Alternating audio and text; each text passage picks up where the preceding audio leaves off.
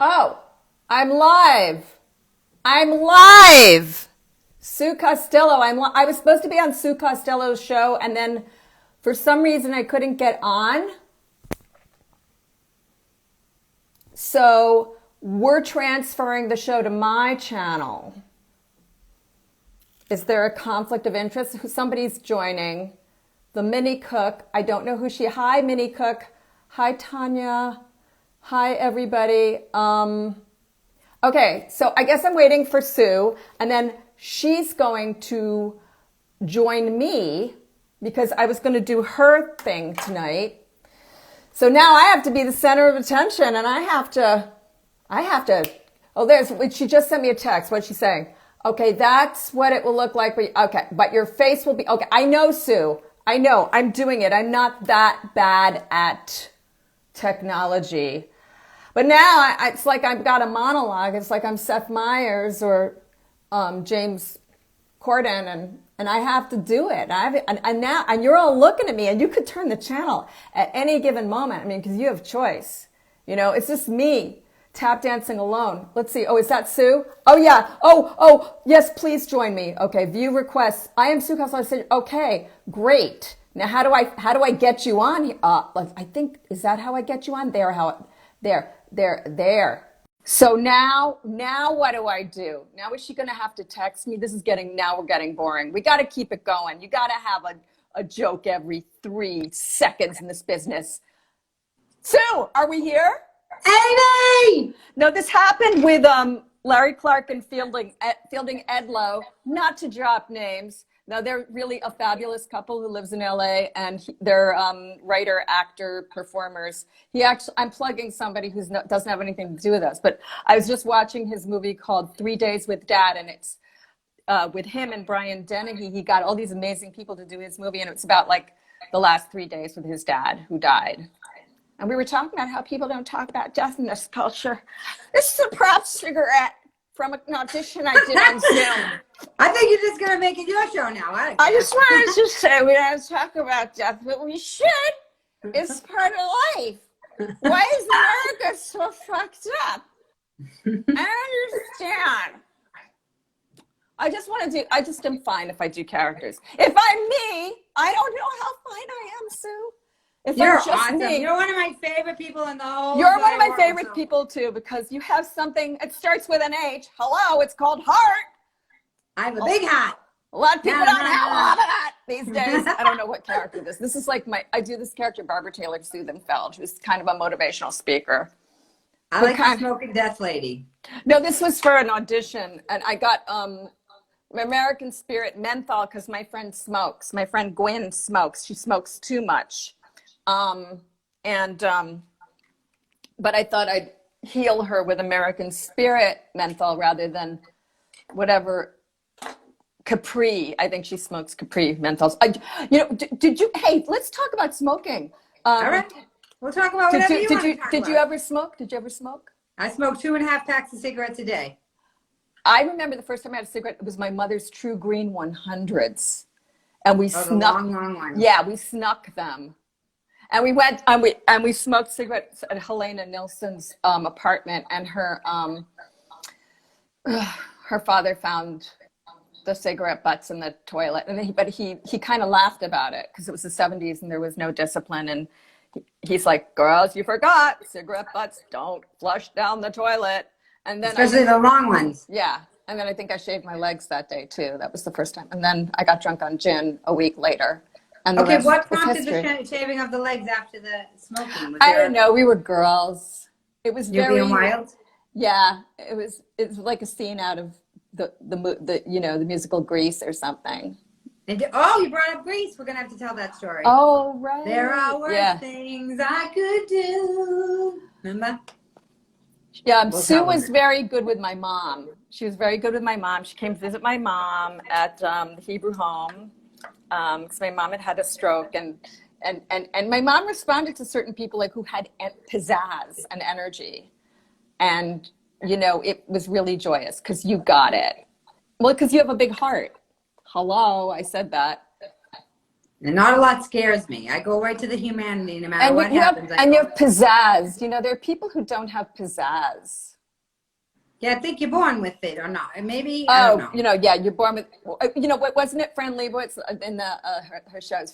They said like, how do you get a sense of humor? Like, you know, like, that's like how do you have blue eyes? I mean, you're either born with it or you're not, you know. Do you think that? Because I wonder if I got funnier because of the way I grew up. Because I had a lazy eye and a patch, and I would right, at me. That picture of you, right? No, I mean, no, because somebody else had a lazy eye and a patch, and then they ended up killing somebody. Yeah, you're right. You're right. I mean, I don't want to get dark here, but you already sounded dark. Nature and nurture, and that wasn't nurture. That wasn't the nurture. That wasn't very nurturing. If that's what happened, you got some sort of nurture. I mean, we could talk about you too. You grew up. Where'd you grow up in Boston? Dorchester. Dorchester. No one could be prouder. Boston. You love Boston. I know. I think you should move here. I wish I could. Because it's so pretty, you know. And you're also like just near the beaches. It's not like in New York where everything is just. It's so hard to get to places. So I want to tell everybody how I met you on the set of Southie. Oh wow, yeah. Is that when we met? Did we only meet then? I feel like that's when I met your mother. I didn't. Right. That's when I met your mother. I remember I went up to her. I had such regard for her because I knew she was like a big deal. I didn't know who she was until I met her. She was great in that movie. She was so great in that movie, but she had the filthiest mouth as soon as she started talking to me, and I was like, I had walked into heaven. I remember thinking, oh my God, I met my soulmate. I met the person I want to be when I grow up. She was the funniest motherfucker. From the second I met her. I felt safe with my mom. You know, I always felt safe. Yes, I felt safe with my mom. I know why. I think. I mean, go ahead. Tell me why. No, wait. No, you tell me. You tell me. Because she was so honest. There was no way for you to have to worry about what was going on. But also, like, I wrote a one-person show, which I don't know. I have to resurrect it because there's parts of it. I saw it. Thank you. Yes, I just said thank you before you. But there's like, there's parts of it I like, but the other parts I feel our chapter ended. But like in one part, like in the beginning, like I fail in this play, and in between the scenes, in between the shows, my mom is she's so warm, and she's like, you know, don't judge. Judgment's a killer. I'm telling you, don't do it. I've done it. It's a killer. Just trust. And then I said, the next show wasn't brilliant, but it was like so much better. And I'm like, 2 years of acting school, 2 words from Ann Mira. You know what I mean? Because sometimes that's all it takes, right? It's encouragement. I mean, and that's all it takes to destroy someone too, right? Like a bad teacher could really like destroy you in a heartbeat, or they can if someone believes in you, it's amazing, right? It's all confidence. Well, that's interesting. So the show is called Women Crush Wednesdays, and I always ask everybody about their moms. And so that's interesting. So Anne was trying to help you not suffer the things that she suffered. So she had stage fright. Is that correct? She had suffered with stage fright at one point. Actually, she did. But I remember my mom said that when they were doing their comedy act on Ed Sullivan, like her mouth was so dry, like her calf lip was stuck, and she was like shit, and she had to like turn around and go. Did anybody ever notice? I don't think so, but I think it was on Ed Sullivan. It was some high stakes show, and then I mean, that's when you like need lemon. You need to carry lemon in your pocket. But aren't there so many stories of the stuff that goes on with people where they're freaking out, you know, and nobody knows. That's the actor in you. That's what and that's when I do with stand up. Sometimes you have to just fake it. You have to fake it till you or make you're it. bombing, right? Oh, when you're bombing, because if they smell, I'm telling you, if they smell an ounce of anything, I've had days where I've cried during the day, so I've been vulnerable. But when I went on stage, I wasn't crying anymore. They attack you right away. Right away. It's like an animalistic thing. They know it. So you can't let them see you nervous. Either that, or you completely let them see you nervous. There's the best comedians are watching them bomb. I think one of the most artistic bombers is Zach Galifianakis when he's bombing, and then he'll say something and he just turns it right around. I mean, to me, that's an art form. See, I want to get better at that and crowd work. I kind of do stand up, you know, I mean, but I'm more of an actress, but I live to watch that artistry. I saw Judah Friedlander do it too once, and it was just like it's just amazing, you know. It's like a maestro. It's like a what I Absolutely. would picture a conductor doing. You control it all. You control how far you push. You control pulling the Yeah, and it's main. about You can, honesty because if you're in denial about what's happening in that moment, nobody that they smell that. I mean, it's not like, hi, everything's great. That's like the worst thing you could do. and I Like, also think that you're saying like you want to get better at the crowd work. I think all of that reflects regular life, yeah, like I being love able to Judy stay Gold's cool. crowd work. Judy Gold is a crowd worker. She's like, you know, there's certain people, they're crowd workers. Hmm. Um, What does Judy do that you like? she just, I think she connects very intimately, like, and like she's almost looking for what's going on. My mom did it once. She was in Love, Loss, and What I Wore, and she, you know, whether it's these Nora Ephron monologues, and she was about to do a monologue, and she went, "Oh, I have a little fuzz on my mouth," and then she looked at someone in the front row. She went, "That ever happened to you?" You know, So she broke the fourth wall, and right? Yes, it's all and about people love that. people love that That's why they like Saturday Night Live when people laugh, when they break character, when Chris Farley used to because be it's on. People love human, it. and Yeah. you're like all one. You're all connected. You're all. It's like you're in someone's lip. It's like you're their friend. It's like we're not above anybody. Everybody's connected. It's very gracious to do that. It's actually a very generous thing to show, to let It's people see your courageous. vulnerability. You get points for courage, right? Risks. Tell me the You biggest get risk you ever points. took in your career. Biggest risk. I don't feel like I have much. I will have a career. I will when this pandemic is over. You've had a career. Stop it. I have a career. I'm getting auditions on Zoom or characters where I smoke cigarettes. Tell them what Okay. what you're A risk? typecast as right now. What? What are you Risk? being typecast as right now? Stalkers or nuns. It's stalkers who wear see-through thing. Like I auditioned for this thing, and it was like where I'm wearing. It's like it pans out, and she's wearing a poncho and not much underneath, or it's Sister Betrayal, or it's like the Flying Nun. All right, I need to know how you do. Okay, so when you're auditioning from your house or whatever, how do you do a nun? How do you put a habit on or something? Where's see. my nun thing? I Wait, have to see it, Amy. Please It's get not it. a I need to see habit. it. I hope I don't lose the internet connection You if I move it. won't. I'm in my father's very big apartment. Okay, so it's like don't.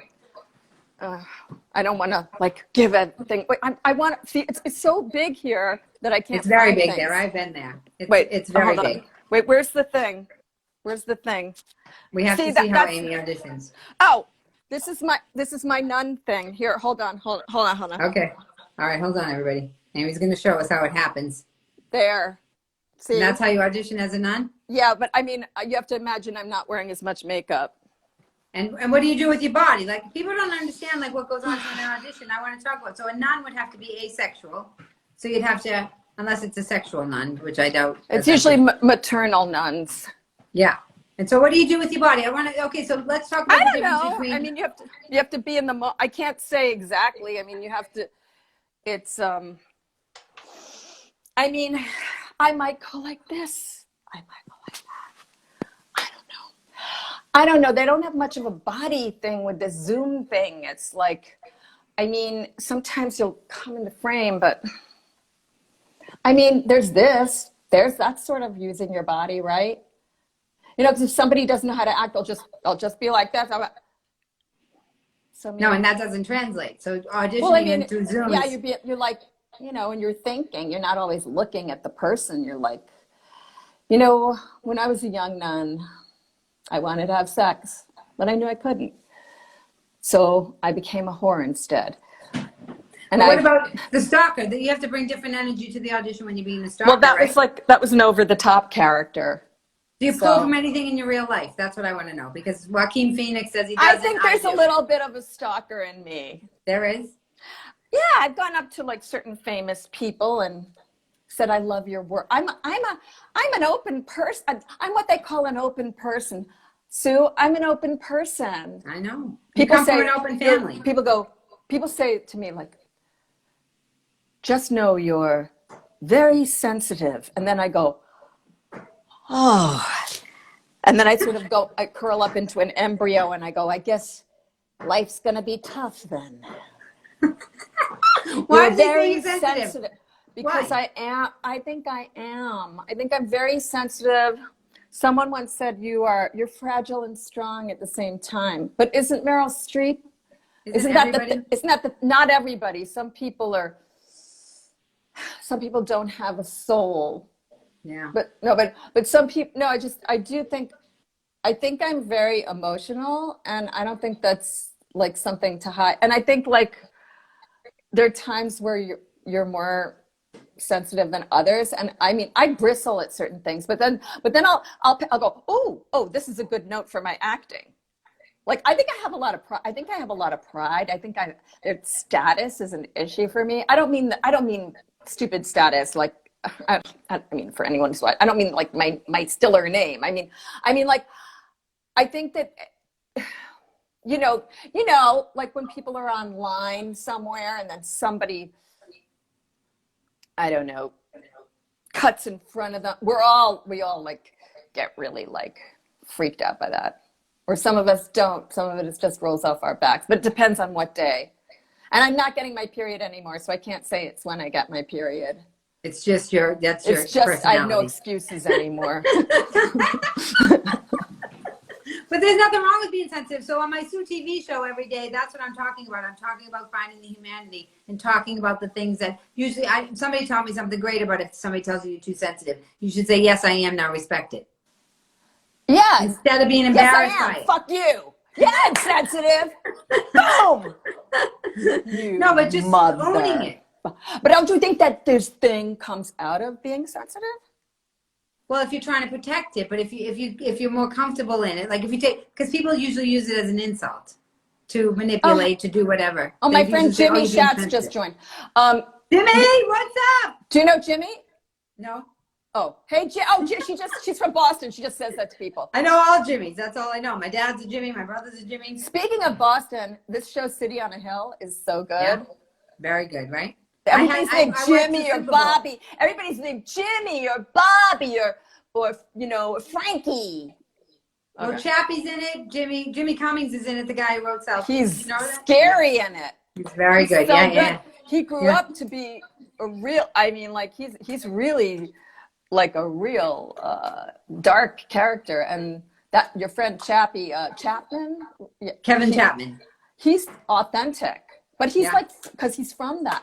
And it's the best thing Kevin Bacon. Chappie used to be a bouncer at Nick's. So Chappie, the way his career started, he was a bouncer at Nick's Comedy Stop, and then he worked for Menino on the film. He was in charge of all the filming. Matt, you're talking Boston talk. I love it, but I don't know anything. Menino was the man for like 75 years. Menino. If I didn't speak English and I heard you say, that would be like, ba, ba, ba, ba, ba, ba, ba. And I'd be like, I want to be like her. I want to just be the Spitfire.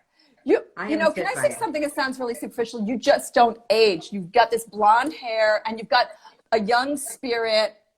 I think it's a spirit thing too. It's a spirit thing. It's a spirit. They say that playfulness is spirituality.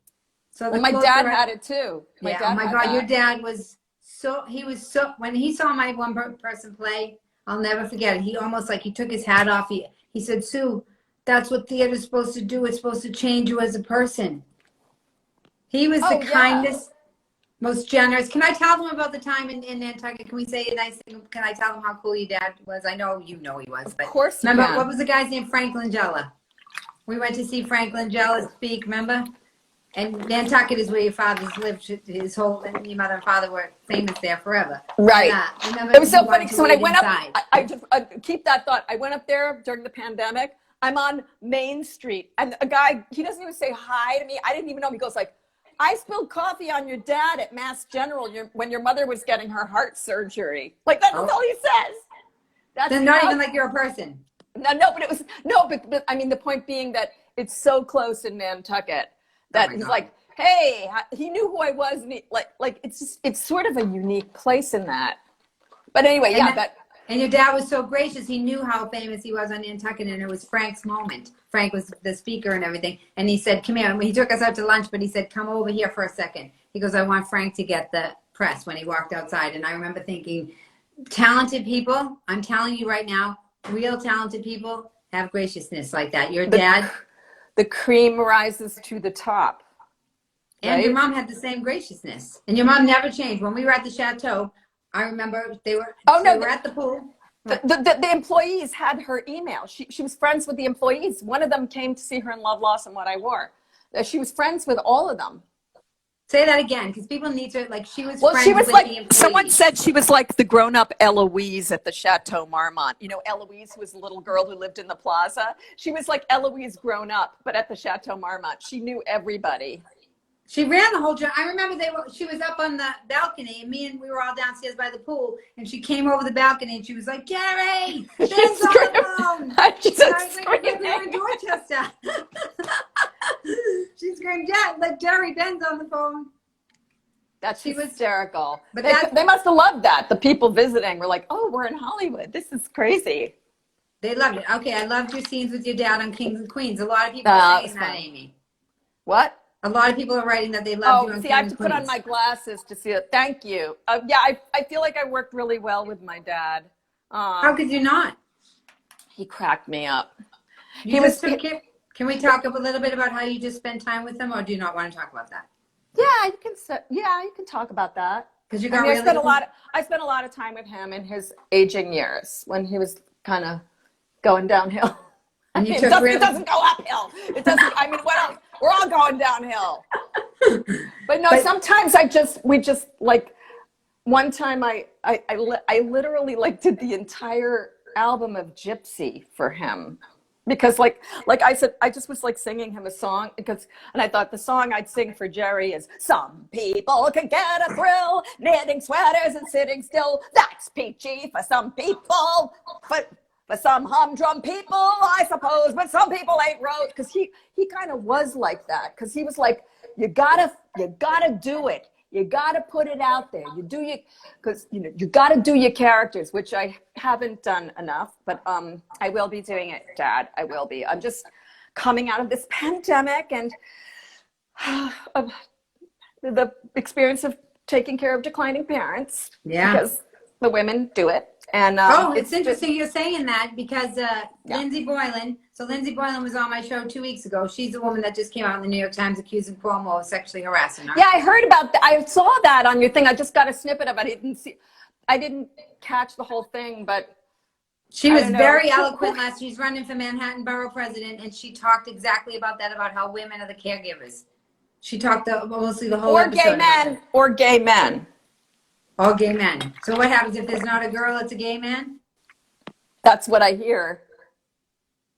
They say that caregiving when you're gay is wonderful. It's wonderful if you're a gay man, I suppose. And when a straight woman and a gay man caregive together, it's wonderful. There's a sitcom right there, Amy. Oh my God, that'll be a funny sitcom. In many ways, I suppose. I just need an excuse to sing because I took so many singing interpretation classes, but I wasn't a singer. I just sort of had that, like, I sang songs like I Want to Be a Lion Tamer. Like, I sang like songs like, I don't know. I don't know. I just sang like sexual songs before I had sex. You did? I have that in my play. I have a little bit of, because you had your sexuality started coming out before you had, that makes sense. I think my sexuality scared me. It did? Well, yeah, I don't think, my mom was beautiful, but I don't think I wish she, She was very glamorous. I think, my father thought she was beautiful and everything, but I just wish she'd, I don't know, owned that more. You think And she shut it off a little bit? That's interesting because as a stand-up, I feel like we have to shut it maybe, off a little bit. yeah, because I think of the comedy thing back then, maybe even.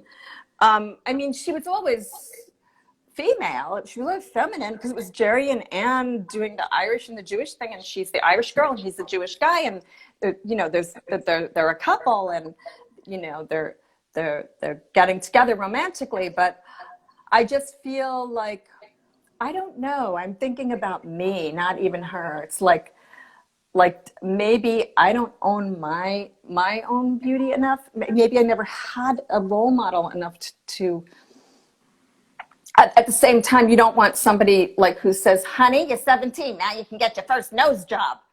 Right. I heard about somebody in Hollywood saying that to her daughter.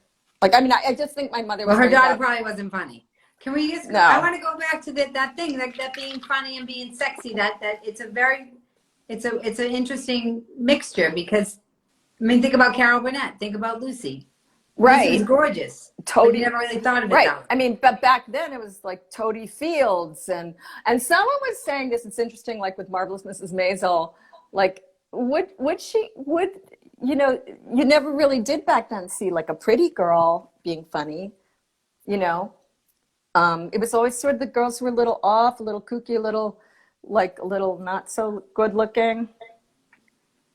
And do you think that that's because growing up, if you're pretty, because this brings us back to the beginning of the show when I said that I had the lazy eye, so I became funny. Do you think that that's part of it, that if you're very, very pretty and you're a kid, you don't have as much to overcome, to interact? It seems like it's different now. I don't know. It seems like it's different now. I was really shy. I was like really shy. That's interesting. Is it because your parents were outgoing, do you think, or you don't know? I never was academic. I don't think my brother was either. We were smart, but we weren't academic. And it felt like when I went to school, like these people had different rules. And I don't remember my parents ever encouraging me to go to college. And it was more like we'd go to the Improv on West 44th Street and see comedians, when I was like an adolescent and younger, or we'd go to Broadway plays and, I'd go home, I'd do homework, and these other people, like they were just more focused, and I just felt like I was different from them. And so I didn't feel smart, and I was insecure, and I was perfectionistic, and also the whole thing, I think, of wanting to be accepted back then, like when you're in like junior high and stuff. Were you funny then? Because I feel like that was a lot of actually, my thing. I remember. Do you want to know something? I remember writing a parody of Love Story. Remember Love Story, the movie with Ryan O'Neal and Ally McGraw? Mm-hmm. I wrote a parody. I don't even remember what it was.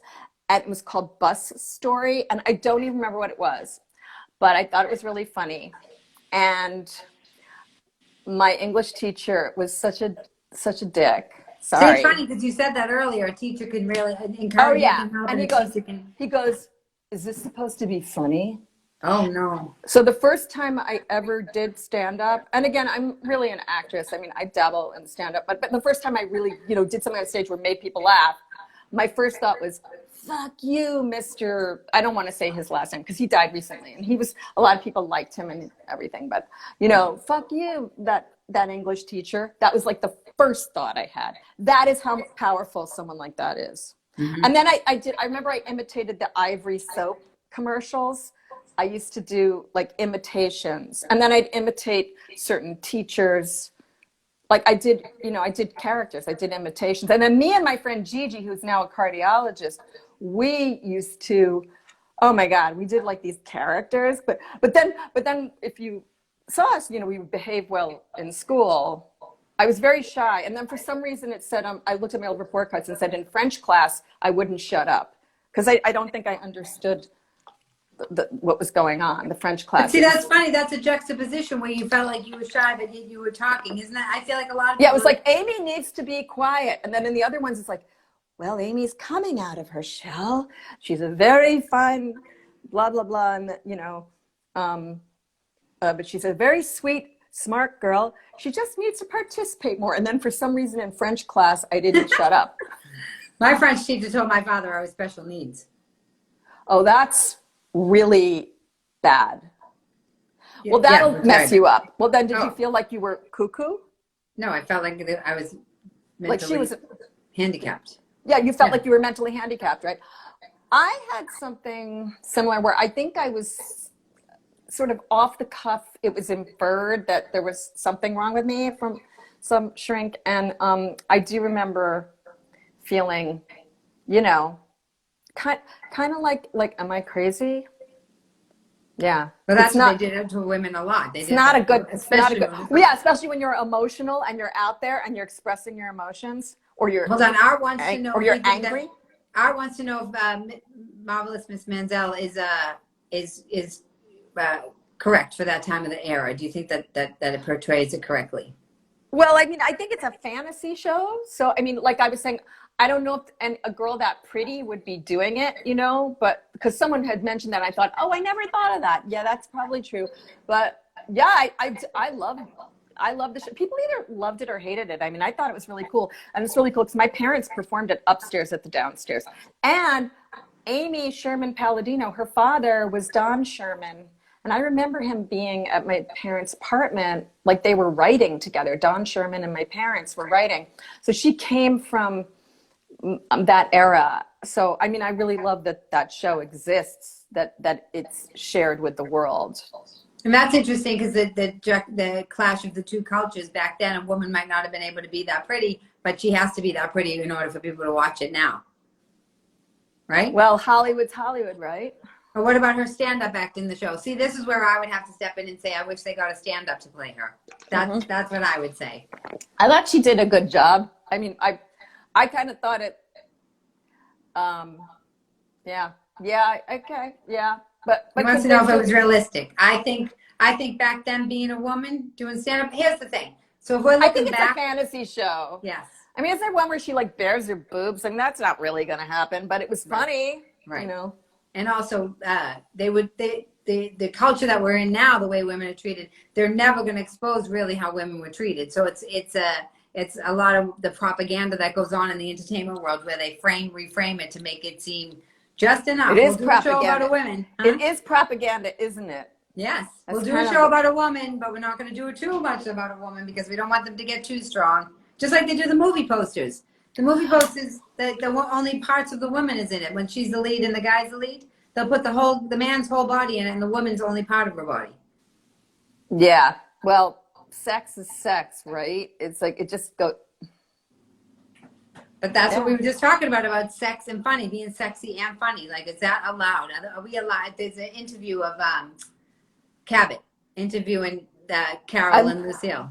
Oh, you talk Dick. I love watching those old Dick Cavett things.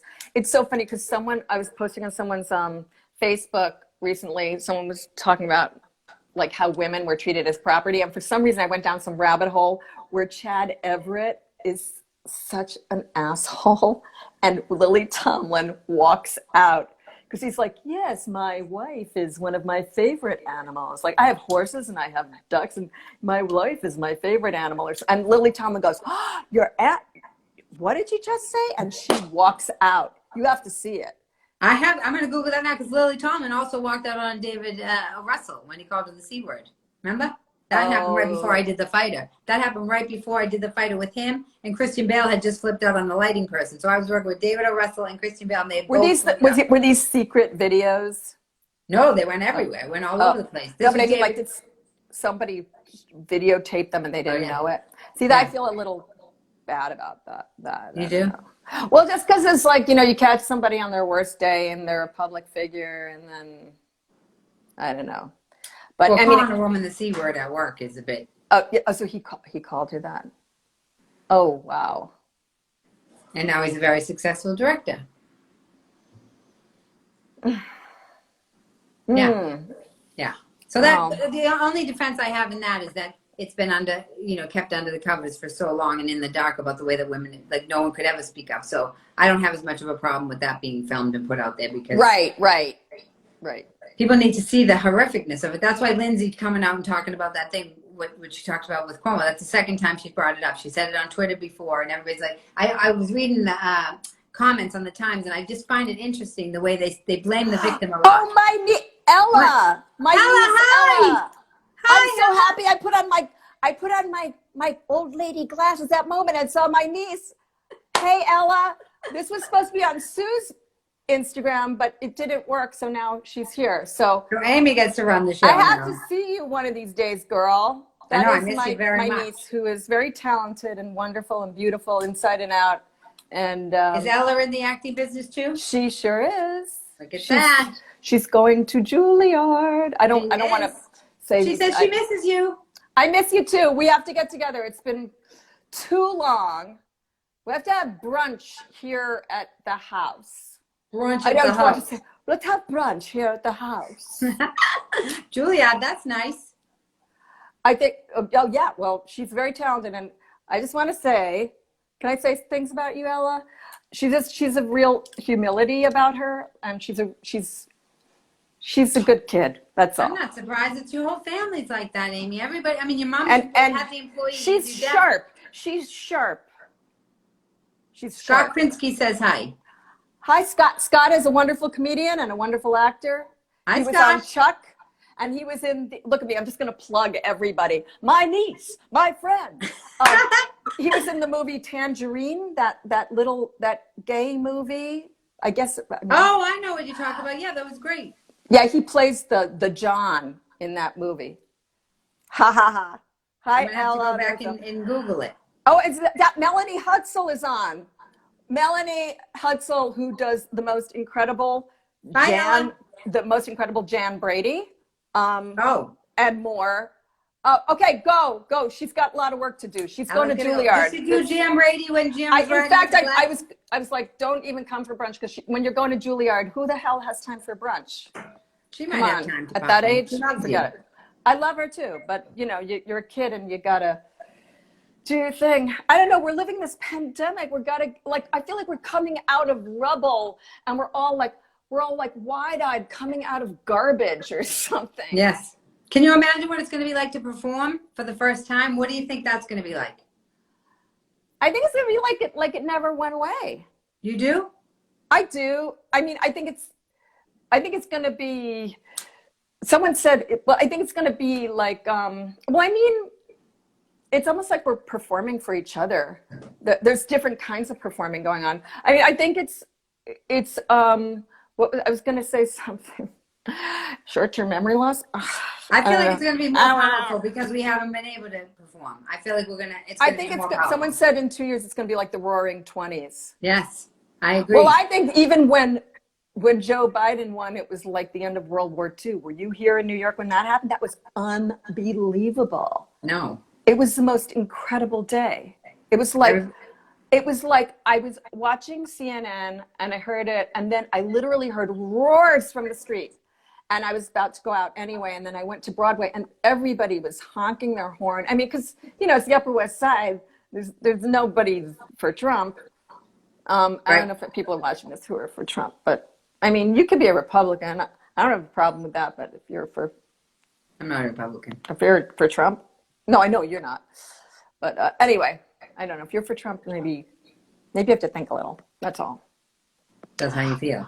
But let's not go there. We can go anywhere you want. We went there for 4 years, so let's, I want to talk to Amy Stiller about Ideally. Hi, who's that? Oh, there's someone from Nantucket. Look, see, I'm wearing Nantucket. Oh, basket case. Basket case. Oh, those Nantucket baskets. Those are the Nantucket. That's cool. Hi. I'm glad I'm doing this because I'm going to be honest. I really think, don't you think that when you're not performing, you sort of forget you exist? Like, it makes you crazy. And it makes you feel better when you do perform. You feel more excited. Look at it. It's a picture. Oh, wait. Oh, wait. Of you when you were, oh, yeah. I know that picture. Yes. You want me to hold it up? Oh, my God. It's the most awkward picture in the world. You seem very proud, too. But look at this picture of Sue, everybody. That's what she looked like. She looks like a boy. I have a lesbian picture too. I have a picture where I look like a lesbian. Come on, how could you not be funny looking like that? I had an awkward face where I looked, I don't know, I looked miserable all the time. Look at Amy. I was dining with several people around 1998. You joined us and were so nice. Where? Kathleen Ryan. Oh, Kathleen Ryan. That's not Kathleen Ryan from the movie that I did with. Is that Kathleen Ryan from the movie I did? You forget where you meet people and then you see their names. You know, the longer you're around, you forget. Because there was somebody who Well, it's out of context sometimes. I gave like, you or there are people like Amy. you go like, oh wait, yeah, I know you, but like I Yeah. can't remember where. It's weird. The longer you live, the more surreal things get. Hell's Kitchen. Yeah. And Basket gave you the Act Basket case gave you a basket, Amy. Now, can I ask you a question? Are your parents alive? Yes. Okay, you're lucky. No, it's weird. It's weird. I don't know. I mean, it was such a long haul. It was so really, my parents declined over a long period of time. Like, it wasn't a shock when my dad died, you know, so it was good, you know, but there are people where it's like a shock. I don't know which is better, but There isn't either one that's better, right? well, the one thing I think it does is it sort of gets you in touch with your heart. It really like sloughs off the superficial stuff. There's a weird freedom. In some ways, I think I was like carrying my parents, and I'm not just meaning in their later years. I think there's, in a weird way, like you get to be center stage in a way. I mean, in that. I don't mean that like mommy and daddy are dead. Now I can live. That's the new show. That's the next show after the pandemic. Well, you know that of course I don't feel that way. You know I love my father. That's why I can joke. He'd love it. He would. He used to say like, spill the beans. Put it in your show. Spill the beans. He said that? Yes. Most people are like, we don't want you to talk about things. It's like, spill the beans, honey. But he was so funny. He was so funny. He was a little out of it at the end, and it was when the pandemic hit, and he saw like his nurses' aides in masks and gloves, and he goes, I feel very lucky because I thought something happened to me, but now they're telling me it's not me. I don't know, Dad. It's not you. It's just a pandemic. Millions of other people. But it was just because if he knew what the fuck was going on, and he wasn't affected by it. He would have been flipped out. I'm glad he went when he went, because to have to worry about, you know, infecting him and this and that, and I'm glad he died at home. And I guess he would have died in a hospital otherwise, but I'm not sure why. But it was really a blessing to have someone die at home and to be with him. You know, that was also like, I mean, the stories of people who couldn't be with people. And, oh, yeah, because they had to do it on oh, my God, or like in a nursing home. I mean, I don't know. I mean, like. Couldn't handle that. Yeah.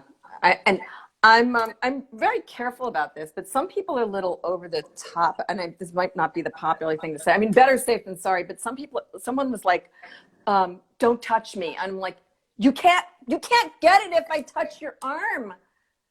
Like, are you crazy? Like, relax. Because I think there's some anxiety that is making people crazier than the actual disease. Yes, and it's making people isolated. I mean, wash your hands, wear a mask. If you don't, you know, want to be on a subway, I totally get it. I do ride the subway, but I'm strategic about where I stand. You know, I'll flip out if there's like a homeless person without a mask, that, you know, and I'm just sort of like, but I mean, I don't know. But then again, maybe some people are more susceptible to this than others. I don't know. Maybe I'm not, you know. They want to know what it was like hanging out with Fred and Gilbert in your youth. Who is this who's saying this? Oh my God. This is Shaim. Well, first of all, how did you know I hung out with both of them? How did you know that? That's hysterical. Well, it was also my friend Vicky. One night, it was insane. We were in Fred's apartment on 87th Street. He had a bathroom down the hall. Oh. Yeah, he was. Like an SRO? Did he live in an SRO? It was like back in the Upper West Side, when the Upper West Side was the Upper West Side. Like, it was 1981 or something. And yeah, his floor was linoleum. But you want to know about Gilbert and Fred, not about his. Uh, Fred, I just remember Gilbert with that hair. Gilbert was always on. Like like he was always doing that crazy thing. And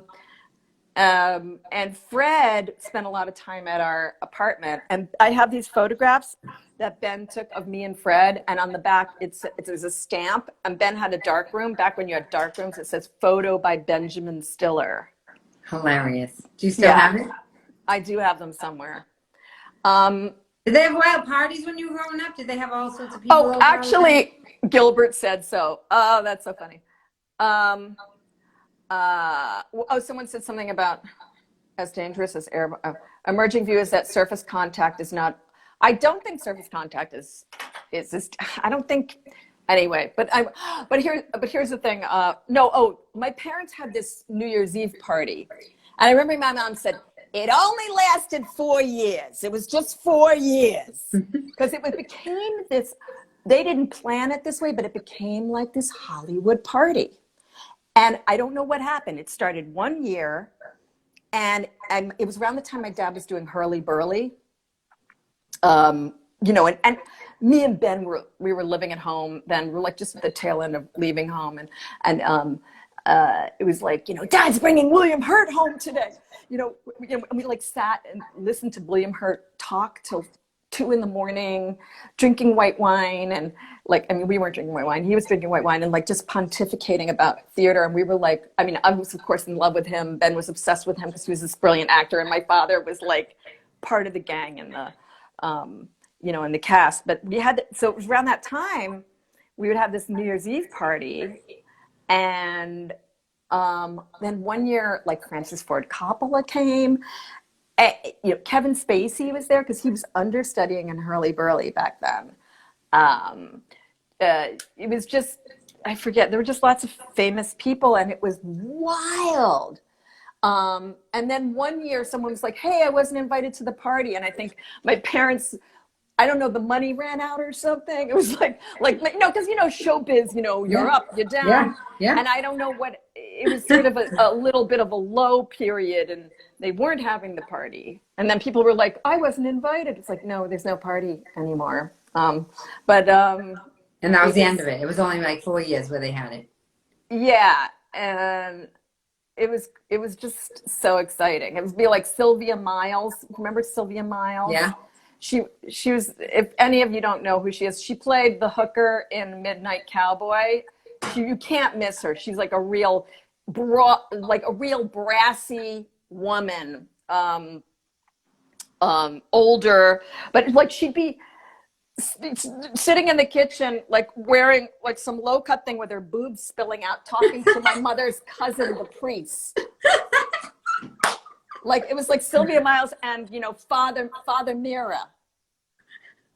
It was very insane. eclectic, as they would say. Very eclectic. It was never a dull moment, and I think that's why it was hard to do homework and prepare for the SATs. Yeah. So I suffered. Yes. No, but I really do. I think like I couldn't focus. Talk about ADD. I mean, like who wants to do homework when you've got that? See, I speaking of my niece, I think she's much more disciplined. My niece and nephew are much more disciplined, but I think that they also have more help now in school. Like when I got a tutor, it felt like I was dumb or something. Now they have something called study skills or something that all the kids take. Like hello, yeah, you have study skills. Like it's not something like you're born with. Like you get help with this. And I think I thought I was supposed to do it on my own. I mean, some kids are naturally, they have a natural affinity for that, but some don't.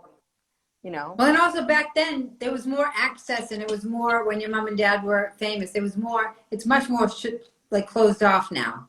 There's not as much access. There's not as much. Seems like everybody's more. Even in families that aren't famous, they're not as. The kids used to go out and play in the backyard or in the street till. We used to play in Riverside Park. Yeah, and it was like the rich kids and the poor kids. Like everybody. It was the 70s.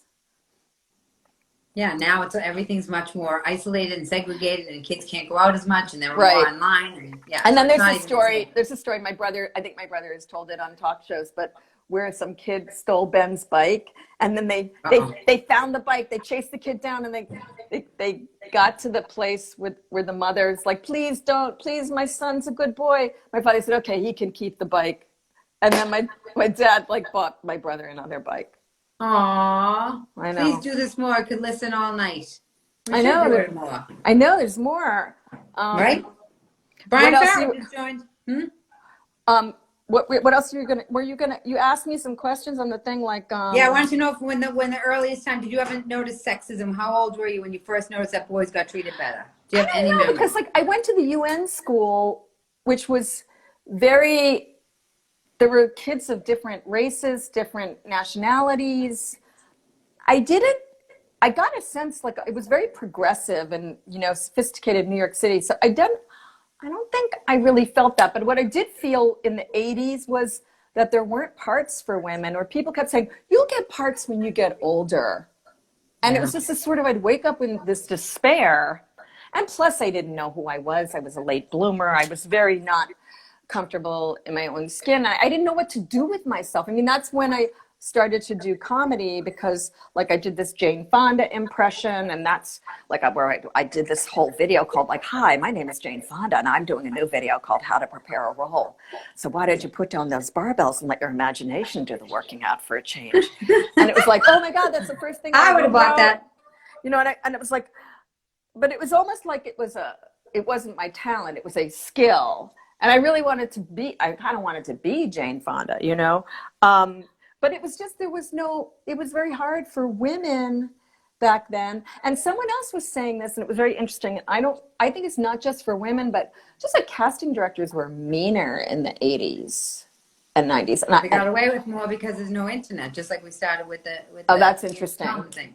There's more of a humanity. There's more, I think maybe the world changed after AIDS. I don't know. But there was really, I remember how, it just was too much for me. I was speaking of being sensitive. I mean, I just couldn't handle it. And plus, in some ways, I was thinking about this today. Like, I think I went out of the gate too quickly. I think I was a late bloomer. And so I had sort of this perception of myself as a failure, even though I wasn't a failure. I just had to grow into myself. But I knew that. And then like, but that's what I was just talking about. When you were younger on your report card, you were too shy, but then you were talking too much. Right. Right. It's so interesting how you just referred to that again. You're a late bloomer, but you know what's funny? When I went to Emerson College, I had this amazing teacher, Joan Brigham, and I read this paper I wrote on like modern art that it sort of is relevant to what's going on now, actually. Like it had to do with it talked about Andy Warhol and homogenized how people are like zoned out and they're just lemmings. And anyway, I have to reread it, but it was like, then I kind of had a good teacher. And then I had this English teacher, Doug Delaney, and I started like falling in love with him. Like, I mean, he didn't know I was sexuality was coming out, but I didn't know. And you know what I did? I quit. Isn't that crazy? You quit because you had a crush on him? I think I couldn't handle it. I think I had, all of a sudden I was enjoying learning. It was good. And I didn't know how to handle it, because I was like, I got to get back to New York because, you know, I got to get famous. Like, oh, I'm having too good a time or something. I don't know. I know that's definitely something that happens to people. The pleasure, pure pleasure, like just having a nice. But he was married. I mean, he was like in his 30s and he was married. I mean, he didn't know I felt this way, but I had a crush on him because he said like, well, you should think of transferring to writing as your major. And no one had ever said that to me in high school. What did I have? I had the teacher who was like, is this supposed to be funny? When I did the parody of Love Story. So we're working out a lot of psychological shit tonight. Absolutely. And I'm not even paying you money. But this is what we do on this show, so we can figure out like what I remember. I put past in my first English paper, and my teacher asked me if I ever thought about being a chef. That was in college. Yeah. And then my other teacher, my professor in playwriting. So in my play, I have it. By the way, hi, Judy. Judy Krause just joined. I have in my play, first of all, that the reason why I became an actress in the stand-up is because I got my playwriting teacher kicked me. My English teacher told me, did I ever think about being a chef? And so I said, I took your acting seminar and you said I was good, and you're the only one who ever said I was good at anything. So here I am. So my whole career is hinged on, like you said, somebody just encouraging you. It's like you Totally. just find it. Hi, Mary. I'm saying hi to Mary too. Hello, I know Mary. Rala. Everybody knows Yeah, you're on it's like, it's really weird. I was saying to someone, see, let's just talk stream of consciousness since you're just my therapist now and everybody's witnessing it. Okay. I said, I feel, let's just go where we go. All right. No, I was going to say that I feel like I went off path after 9/11 and I came back with the pandemic and my father's death. How about that? Like 20 Okay, years so walk us in through the that. desert. Tell me what. Well, I don't walk know me if I through want to that. walk it through. There's a lot there.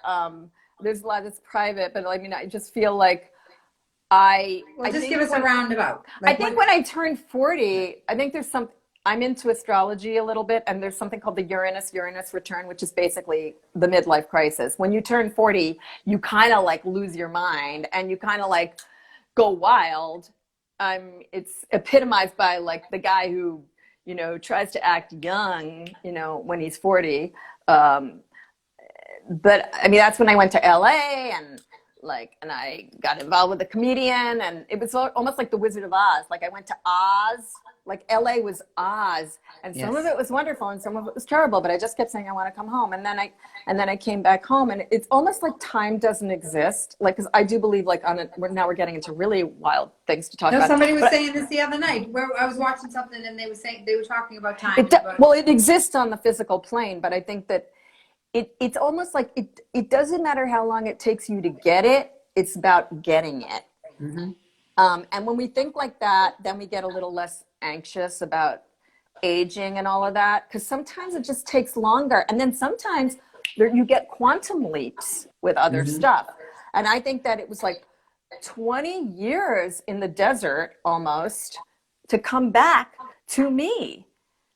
And I don't know. What do they say? You have to lose yourself to find yourself. All that corny stuff. Yeah. I gave my power away. Like somebody asked, how were you affected by your brother's career and fame when younger? Affect your choices at all? Did that? That's an interesting question. I don't think it affected. I think it completely informed me because it was the way the world was just like, and this is where the male thing comes in. He was a guy at the right. He's talented and he worked very hard. He's a hard worker, but I'm saying he's a guy who was at the right type in the right era. Like, like Reality Bites, like the 80s, and like it just worked. And for me, nothing worked. Like it couldn't have been worse. And the more I tried to be like that, sort of the way women try to be like a man, or like that's not my animal, and not honoring it's apples and oranges. It's not better or worse, but not honoring my sensitivity or whatever, and thinking I've got to be this. The more I tried to be quote unquote successful, like the worse it got. And and it was also, remember, it was the 80s, which was such a materialistic time. And it just all the way right into the 90s. Yeah, it didn't jive with me. So, but you're asking like, how did that affect me? I mean, it depressed me. I was really depressed because like I just felt like I kept trying to. I think that I was subconsciously competing with him, but I don't think I knew I was. But there's a boys getting treated better than the girls thing right there. I mean, that's just a fact. That's you're within your family structure. I mean, and everybody's. And on top of it, I just really didn't fit into any slot. I mean, I was saying how character actresses back then, you were either like a little pudgy or really fat and funny, or you were like, an ingenue and you were gorgeous and you were rail thin and you were blonde, or you're just like, it was like sort of one or the other. So there was no place. There weren't any like wacky, interesting, characters for women that there are now. Many types, and which is also funny because that brings us to much less diversity. Yes, but that brings us to the marvelous Mrs. Maisel. The fact that you just said back then there were only certain types of people, but that was after the fact. That was after the Mrs. Maisel. But back with Mrs. Maisel, there probably weren't any pretty women. But now, because it has to be in this world right now, because that's the way everybody's been formed, the female the way females are supposed to look. She had to look like that in order to play the person back then, which speaks to what you're talking about. Right, that there was And it was no very role. inhibiting because you go like, well, the reason why I'm an actor is so I can like be my free self, and yet you're sort of being like, well, I might as well just work on Wall Street or something, or be a lawyer, you know. It's funny. I was watching like Working Girl the other day, and it's so funny because I know these women who were playing the women in the office at that time, and I just remember thinking like it was great for the people who were working, but I just didn't find a slot in the 80s. The 80s Yeah. were like a really awkward decade for me, and that was probably right when the hot male Hollywood, the white male Hollywood started to get really big, because that before that the women were funny. That we had Carol Burnett, we had Lucille. all I did was I just ended up taking a lot of aerobics classes, and because you were trying to be Jane Fonda. I was just trying to like look good and not fall apart. Yeah. And then I was waitressing, and then I was massaging feet, and I was like doing all these things and checking coats, and it just status was it was a status, and I didn't know who I was, and I was like, I've got to get out of this. And then I did my Jane Fonda thing, and then I had this audition for the Aspen Comedy Festival, and then I got a review in the Post, and then I had like a call back for the Aspen Comedy Festival, and then I felt like people looked at me differently when they saw that I could do something. But I was still so in my ego and in so much pain that I hadn't grown into myself. And then the 90s broke me. No, the 2000s broke me, I think. But it's good to get broken. No, it was. I'm happier now in a weird way. I mean, I feel like your play is going to come forward now, huh? I'm always thinking. I'm very vain, but no, stop! I want you to do your play. I want to, but we'll have to. Yeah, I feel like I'm in a vacuum. We're all in a vacuum right now. We are in a vacuum. Are we in a vacuum? I mean, yes. I see some people are really doing stuff, and I'm like, I'm coming out of it slow. I can feel it. But I'm also was grieving my dad, and that's a real thing. Yeah.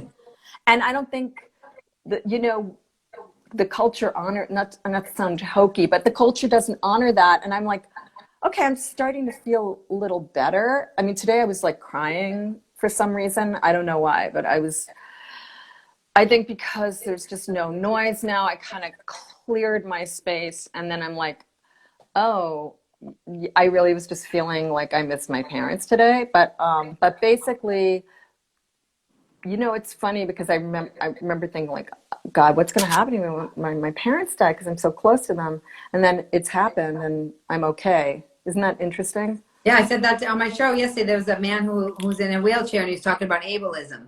And he was saying that people judge people that have disabilities. And I thought, people with disabilities sometimes tend to be happier because the thing that their biggest fear or something terrible already happened to them. So there's a freedom to it. So yeah, there is a freedom. I also feel like they gave me, like they're in me. Like I'm so connected with them, and